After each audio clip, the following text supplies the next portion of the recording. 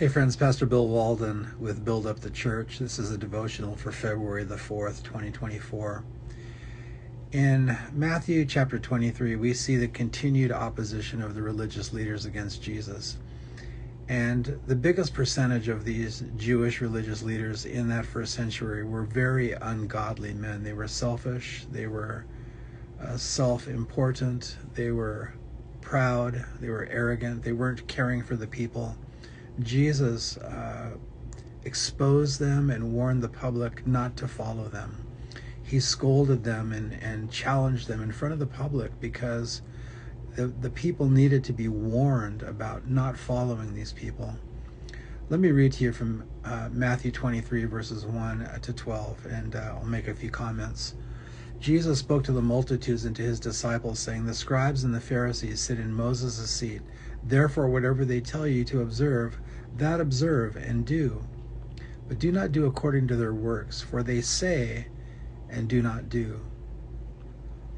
They bind heavy burdens, hard to bear, and lay them on men's shoulders, but they themselves will not move them with one of their fingers. But all their works they do to be seen by men. They make their phylacteries broad and enlarge the borders of their garments. They love the best places at feasts, the best seats in the synagogues. They love greetings in the marketplaces and to be called by men, Rabbi, Rabbi. But you do not be called Rabbi, for one is your teacher, the Christ, and you are all brethren, equal. Do not call anyone on earth your father, for one is your Father, he who is in heaven. And do not be called teachers, for one is your teacher, the Christ. Whoever is greatest among you shall be your servant. Whoever exalts himself will be humbled, and he who humbles himself will be exalted."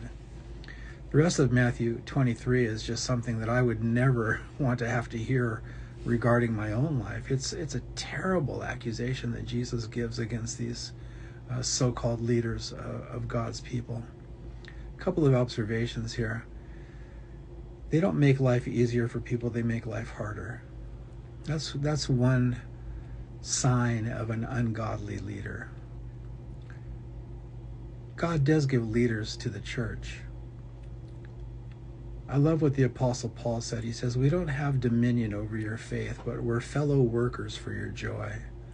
These religious leaders gave themselves dominion over people's lives and were not working for their joy, but their efforts towards them made life very, very difficult. They also loved to have the titles of rabbi. They loved to have the title of teacher. They loved to have the title of father. It's not that titles are bad. I have the title of pastor. I'm Pastor Bill Walden, and that's what people call me. That's what they know me by. That's what I do. That's what God has called me to be. But if somebody doesn't call me Pastor Bill, I'm not offended. These guys would have been offended.